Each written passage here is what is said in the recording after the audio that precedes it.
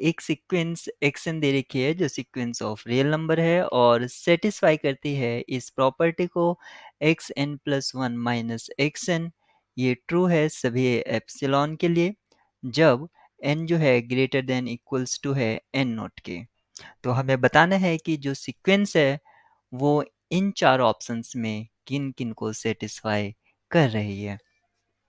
तो अगर हम किसी ऑप्शन को सेलेक्ट करते हैं तो हमारे पास एक पर्टिकुलर एग्जाम्पल से हम उसको सेलेक्ट नहीं कर सकते, लेकिन अगर किसी ऑप्शन को एलिमिनेट या डिस्कार्ड करना होता है तो एक पर्टिकुलर एग्जाम्पल सफिशिएंट है।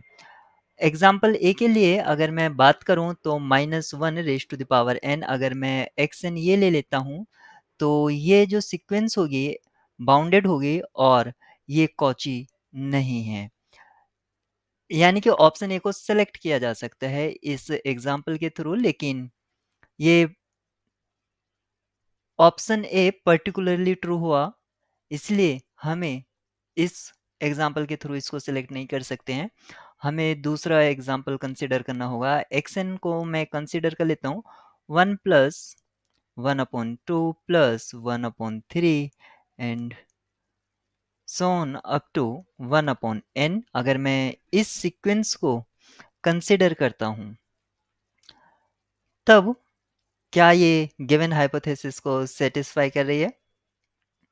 गिवन हाइपोथेसिस का मीनिंग हुआ x n plus one minus x n, इसका जो मोड वैल्यू है या एब्सोल्यूट वैल्यू है ये लेस देन एप्सिलॉन होना चाहिए और ये वैल्यू होगा 1/n+1 इक्वल्स टू होगा 1/n+1। जैसे ही n इन्फिनिटी को टेंड्स करेगा ये जीरो को टेंड्स करेगा, यानी कि ये लेस देन एप्सिलॉन होगा सभी n के लिए जब वो n नॉट से ग्रेटर होंगे। अब ये जो सीक्वेंस है एक्स एन हमने कंसिडर किया है तो आप यहाँ पर ये देख सकते हैं ये सीक्वेंस बाउंडेड नहीं है। This sequence is not bounded. Sequence अगर बाउंडेड नहीं है तो कन्वर्जेंट नहीं होगी, नॉट कन्वर्जेंट। अगर कन्वर्जेंट ही नहीं है तो वो कॉची भी नहीं होगी, या बाउंडेड नहीं है तो कॉची नहीं होगी और कॉची नहीं है तो कन्वर्जेंट नहीं होगी। इस तरह से ऑप्शन ए आपका यहाँ पर एलिमिनेट हो जाता है, Cauchy but not necessarily bounded.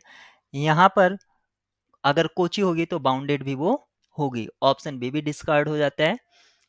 Option C क्या वो कन्वर्जेंट होगी, तो आप यहाँ पर देख सकते हैं कन्वर्जेंट नहीं है, नॉट नेसेसरीली बाउंडेड, ये जरूरी नहीं है कि वो बाउंडेड हो। तो ये ऑप्शन डी को हम सेलेक्ट कर सकते हैं। Option D is correct.